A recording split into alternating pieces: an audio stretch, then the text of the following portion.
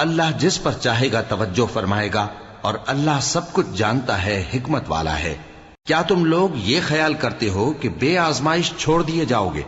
اور ابھی تو اللہ نے تم میں سے ایسے لوگوں کو پرکھا ہی نہیں جنہوں نے جہاد کیا، اور اللہ اور اس کے رسول اور مومنوں کے سوا کسی کو دلی دوست نہیں بنایا، اور اللہ تمہارے سب کاموں سے واقف ہے۔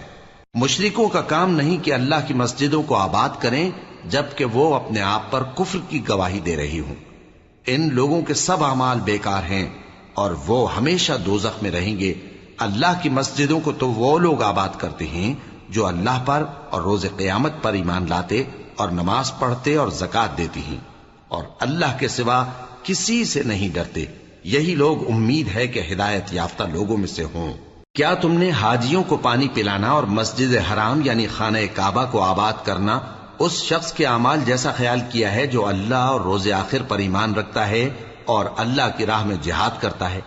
یہ لوگ اللہ کے نزدیک برابر نہیں ہیں، اور اللہ ظالم لوگوں کو ہدایت نہیں دیا کرتا۔